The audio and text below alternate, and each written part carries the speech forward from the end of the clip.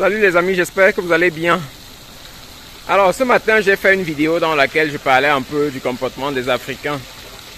Et il y avait un aspect que je voulais mentionner mais j'ai pas eu assez de temps, donc j'étais occupé, je devais partir et il y a un aspect que j'ai pas mentionné. Là malheureusement je peux pas me mettre en vidéo parce que je suis avec mon chef et ceux qui me suivent bien savent de quoi je parle. Alors donc j'ai voulu mentionner un aspect ce matin que j'ai pas pu. Là je suis à la piscine.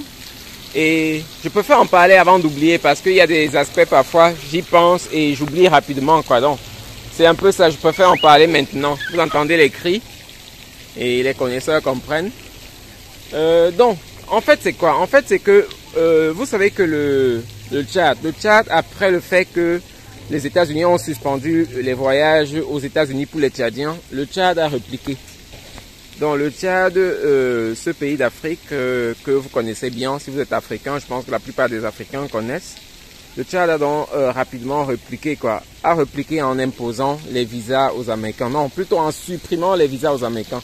Donc actuellement d'après la loi tchadienne, d'après les autorités tchadiennes, les Américains ne peuvent plus entrer aux États-Unis.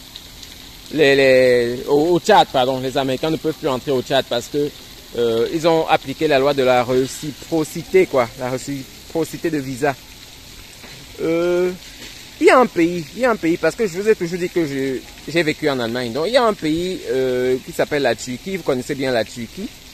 Et la Turquie dépend de l'Allemagne. La Turquie dépend de l'Allemagne sur le plan tourisme, parce que les Allemands vont très souvent en Turquie faire du tourisme, quoi.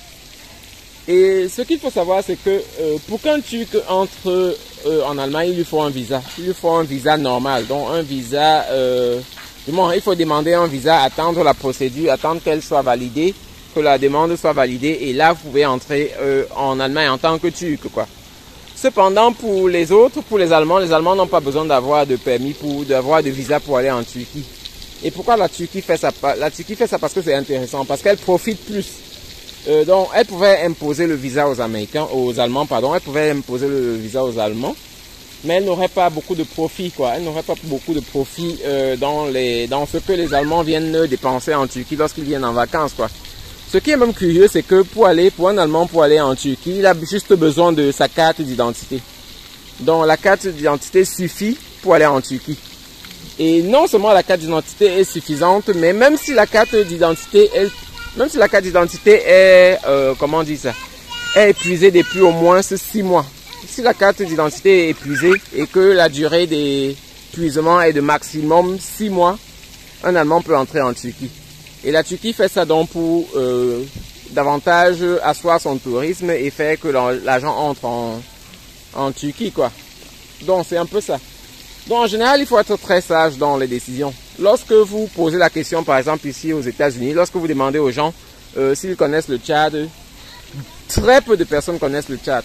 Donc ça sert à quoi de suspendre le visa pour un pays que les citoyens ne connaissent même pas? Si les citoyens ne connaissent pas, ça veut dire que c'est un pays dans lequel ils n'y vont pas, quoi. Donc lorsqu'on suspend, c'est plus ou moins de l'activisme. Ce qui doit être intéressant, normalement ce qu'un gouvernement doit faire, c'est rendre les conditions intéressante, rendre son pays intéressant pour permettre à d'autres personnes de venir voir ce qui se passe dans son pays, pour permettre aux gens de venir voir son pays, quoi. Et ça, ce serait très intéressant. Donc, si on suspend juste l'entrée pour certains citoyens, ça ne rend pas le Tchad émergent, quoi. Ça ne rend pas le Tchad émergent. Ça ne fait pas à ce que si l'ambassade des États-Unis décide d'offrir un visa à chaque Tchadien gratuitement, tous les Tchadiens seront là pour prendre et pour partir, quoi. Parce que c'est pas intéressant de vivre au Tchad, quoi. Pour un Tchadien, c'est pas intéressant de vivre au Tchad. Pour un Tchadien, c'est plus intéressant de vivre aux États-Unis que de vivre au Tchad, quoi. Donc le Tchad, au lieu de suspendre les visas pour les Américains, devrait plutôt s'arranger à rendre son pays intéressant, déjà pas seulement pour les étrangers, mais pour ses propres citoyens, quoi. Ça fait que lorsque le pays est intéressant pour ses propres citoyens, ça fait qu'on n'ait pas besoin de partir ailleurs. Ici aux États-Unis, lorsque vous demandez à chaque Américain, au moins 50% d'Américains vont vous dire qu'ils ne s'imaginent pas vivre ailleurs qu'aux États-Unis. Et c'est une bonne chose. C'est une bonne chose lorsqu'on a réussi à garder les citoyens sur place, quoi. Parce qu'on a besoin des citoyens pour construire le pays. Et c'est ça, quoi. si on ne fait pas ça, si c'est pas intéressant pour les citoyens de vivre dans le pays, ça devient compliqué. Ça devient très compliqué. Donc c'est cet aspect que je voulais mentionner. Pour rendre un pays intéressant, pour rendre son pays intéressant, c'est pas lorsqu'on impose le visa aux autres. Non, c'est pas ça. C'est lorsque les conditions de vie dans le pays sont déjà intéressantes pour les citoyens même de ce pays-là. Là, on a gagné quoi.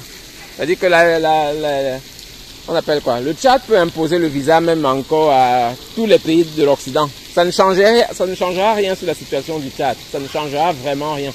Les citoyens tchadiens seront toujours prêts à partir en France, prêts à partir aux États-Unis. Et c'est ça quoi. Pour rendre la situation meilleure, il faut déjà rendre la situation pour les Tchadiens vivant au Tchad meilleure. Et là, on peut dire que c'est un combat gagné quoi. Donc, c'est cet aspect que je voulais mentionner dans la vidéo. J'ai pas eu assez de temps parce que je vais sortir avec mon patron. Et oui, vous savez que le patron a toujours la priorité quoi. Donc, c'est un peu ça. C'est cet aspect-là que je voulais mentionner. Et j'ai voulu mentionner dans cette vidéo, cette nouvelle vidéo, même si je ne me montre pas, comme j'ai dit, l'essentiel c'est toujours ce que j'apporte comme message. L'essentiel c'est toujours ce que j'apporte comme message. Même si je filme juste le sol et que je vous apporte quelque chose d'important, c'est plus intéressant quoi.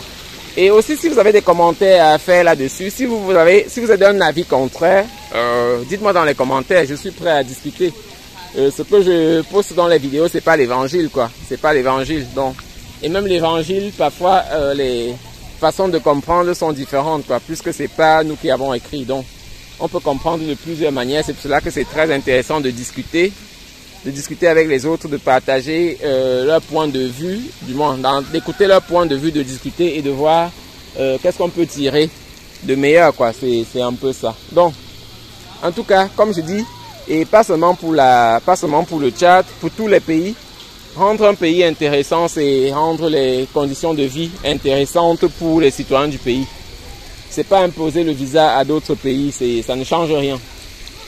Si aujourd'hui, comme j'ai dit, les États-Unis décident d'offrir un visa à chaque Tchadien, tout le monde prendra, tous les Tchadiens prendront, sans réfléchir quoi. Cependant, si c'est l'inverse, ça ne marchera pas. Si le Tchad vient ici aux États-Unis dit que j'offre un visa à tout Américain, à chaque Américain pour aller vivre au Tchad, je ne sais même pas si 2 personnes prendront. Peut-être des riches prendraient pour aller investir au Tchad, mais sinon, le citoyen normal qui a juste besoin de sécurité, qui a juste besoin d'un travail ne prendra pas. Donc, c'est cet aspect que je voulais mentionner dans la vidéo que je n'ai pas mentionné. Mais là, je le mentionne maintenant, même si je ne peux pas me montrer en caméra là. Et vous avez mon opinion là-dessus quoi. Donc c'est un peu ça. Et si vous avez un avis différent, si vous avez un avis contraire, mettez dans les commentaires. On va discuter quoi. C'est pas, comme je dis, c'est pas l'évangile. On va discuter et je vais apprendre de vous et peut-être vous allez apprendre de moi aussi. Donc c'était cet aspect que je voulais mentionner. Passez une bonne journée. Bye.